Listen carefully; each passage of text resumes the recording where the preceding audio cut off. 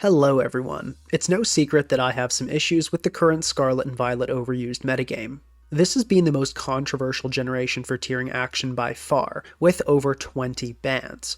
Most players reasonably blame this on the generational mechanic of terastallization, but most also like this mechanic and want to keep it around. So the solution has become to ban the Pokemon that abuse Terra too well, thus the 20 plus bans. Recent surveys have showed generally high metagame satisfaction. People are liking the metagame more and more, and all recent suspect tests have returned a do not ban decision from the community. It would seem to some that we're finally at a stable metagame, that finally enough bans have happened and players can enjoy Terra without all the broken Pokemon. Still, many are dissatisfied, and still think we need more bans. I am among them. In this video, I'll break down the Pokemon that I think need to be banned from Scarlet and Violet overused, going in order of my increasing desire to see the Pokemon banned. Starting off, perhaps the least broken on this list, but still very much deserving of a ban, Dragonite. Dragonite has many sets that aren't problematic or broken at all. Roost 3 attacks and Choice Band are completely balanced, but by far the most popular set, Dragon Dance, is problematic. The main reason for this is sheer set variety. Dragonite runs 8 different Terra types at least somewhat frequently. Normal, Flying, Dragon, Fairy, Fire, Steel, Ground, and Ghost. It's not just Terra types though, moves and items also change a lot between sets. Heavy Duty Boots is the most common item, but they also run Leftovers, Loaded Dice, Weakness Policy, Covert Cloak, and type boosting items, usually that correspond to the Terra. Terra Normal Dragonite may run a Silk Scarf to get unexpected KOs with extreme speed, a Terra Blast Flying Dragonite may run a Sharp Beak, and so on. Move variety is also immense. Terra Fairy, Flying, and Ghost Dragonite often run Terra Blast. Loaded Dice Dragonite typically use Scale Shot. Terra Dragon Dragonite use Outrage. Some Dragonite use Roost, some use Encore, others even use Substitute to avoid status. EVs don't vary quite as much, but it's still a factor to consider. Bulky Dragonite with Roost, especially with the right defensive Terra, can turn a typical Dragonite counter like a defensive Great Tusk or Clefable into setup fodder. Set variety in and of itself isn't necessarily a problem. Iron Valiant has basically infinite sets, but there are two big differences that make Dragonite broken and Iron Valiant just fine. The first is their difference in survivability. Iron Valiant is frail and has no recovery. If you have priority on your team and you attack Iron Valiant as it sets up, it's almost never going to get out of control and run through your entire team, even if it does end up doing significant damage. The second is how often they're able to muscle past specific counters.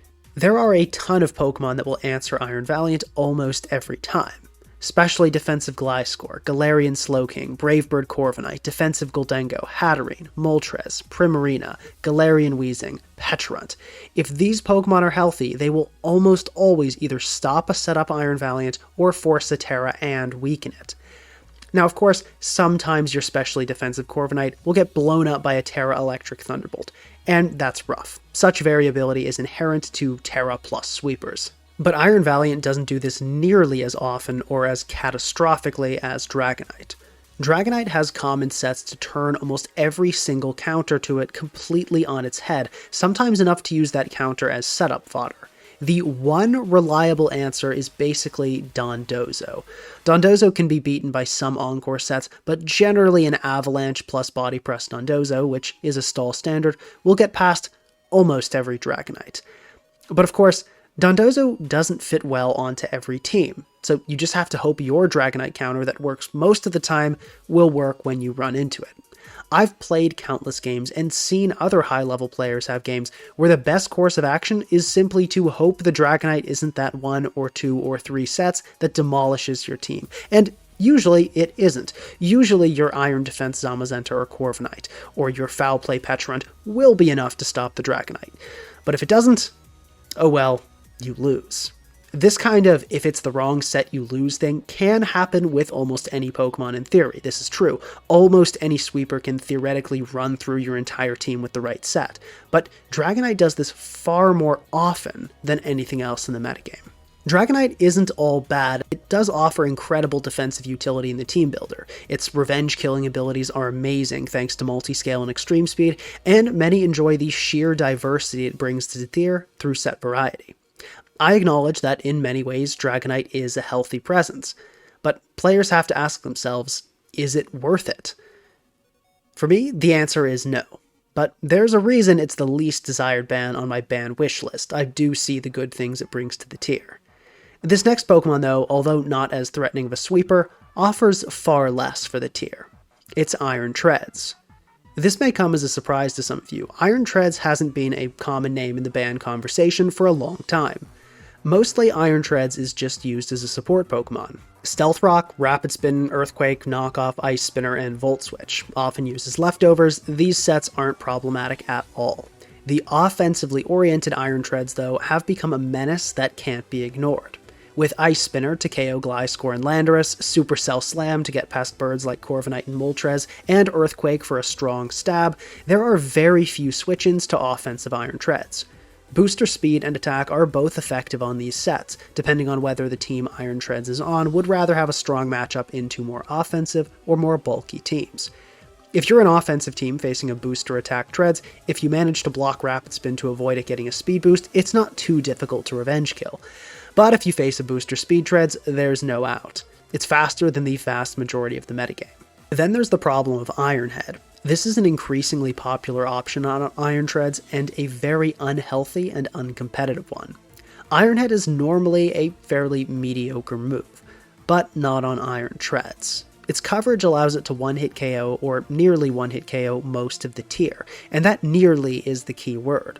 On Pokemon where Iron Treads needs just a little more chip damage, like Pecharunt, Great Tusk, Alomomola, it can go for an Iron Head, have that 30% chance to flinch, and then KO the following turn.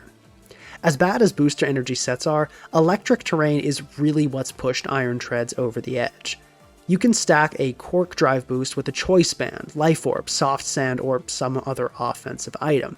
You generally do want to avoid Ice Spinner as this will remove terrain, but there are pretty easy workarounds. Terra Steel Iron Head deals a lot of damage to Gliscor and Landorus Therian, and if you really want ice coverage, some Iron Treads choose to run Terra Blast Ice. Once again, as with Dragonite, I acknowledge that Iron Treads does a lot for overused. The leftover support sets are just healthy and good to have around, but at the cost of the dominant offensive sets, I would say definitely not. Still, as broken as Iron Treads is, it has nothing on the next Pokemon on this list, Conkeldurr.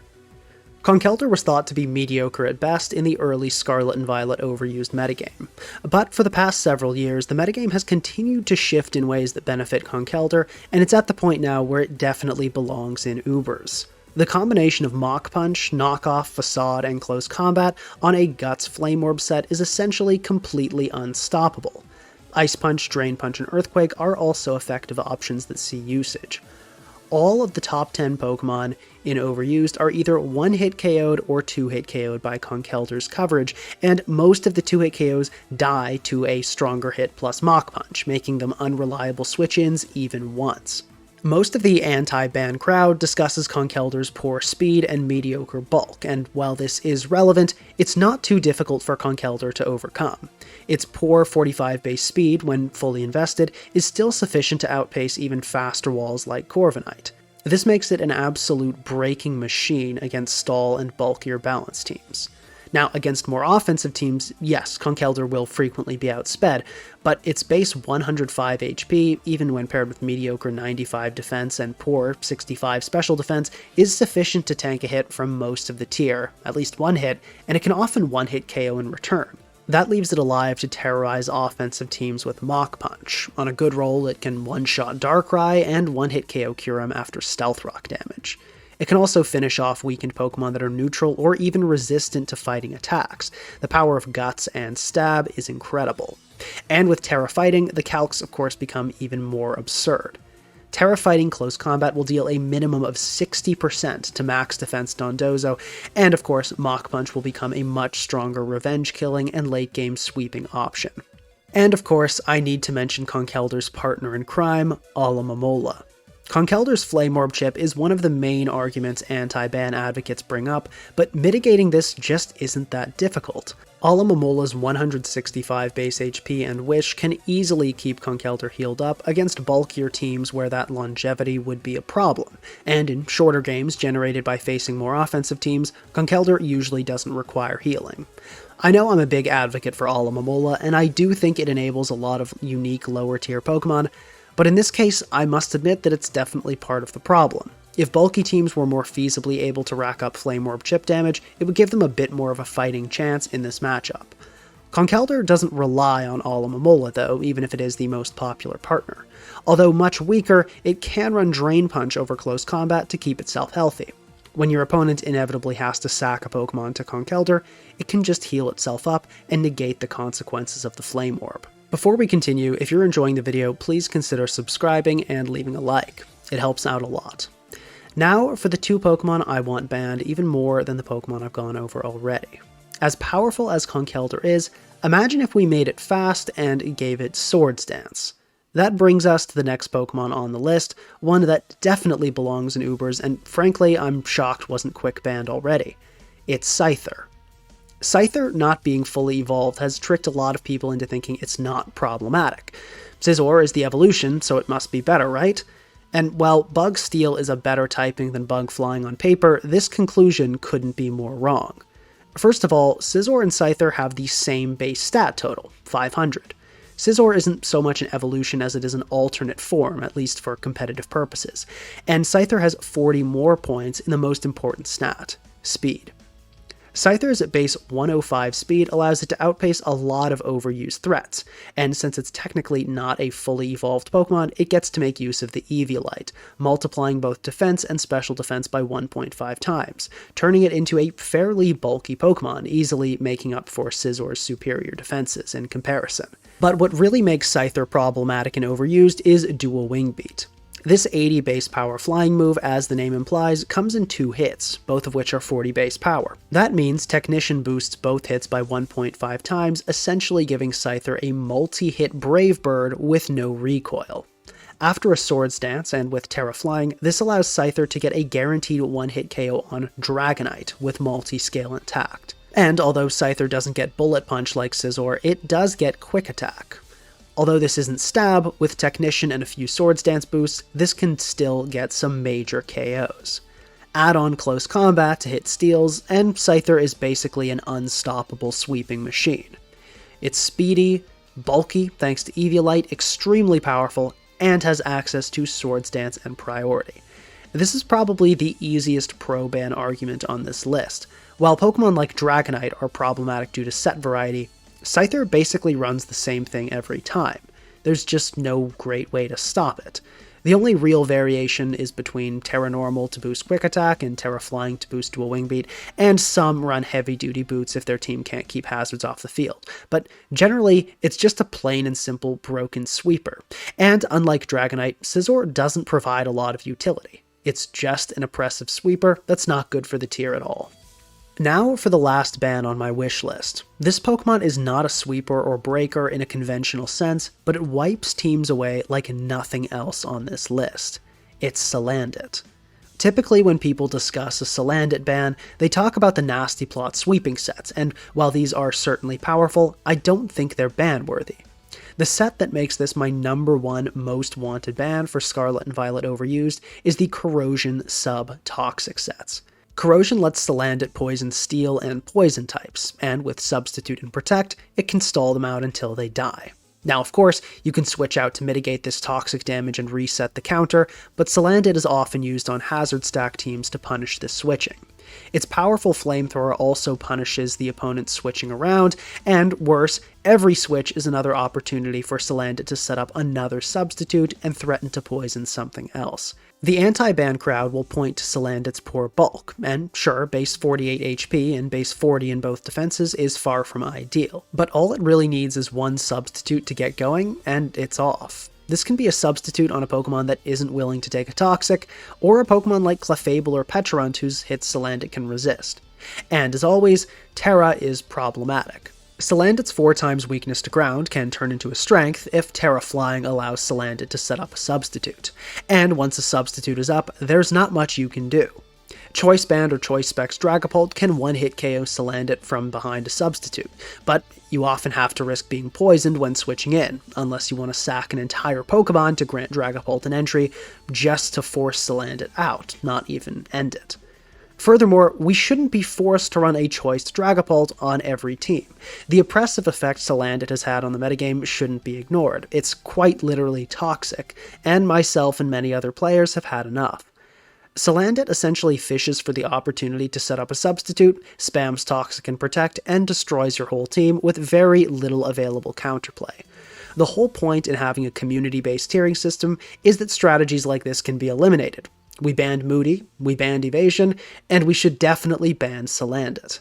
Well, there's my Scarlet and Violet overused ban wishlist. If you haven't realized by now, I'll just tell you outright. This video is an April Fool's Day prank. I do legitimately find Dragonite potentially ban-worthy, but every other Pokemon on this list is an increasingly absurd joke.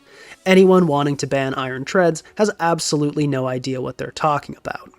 I lost about 300 ELO getting background footage for this nonsensical series of rants, so if you enjoyed, please do consider subscribing and leaving a like. The Salandit actually surprisingly worked right away, but at that point I was in the 1500s from using a Scyther that couldn't hit a dual wing beat if its life depended on it, which it very often did.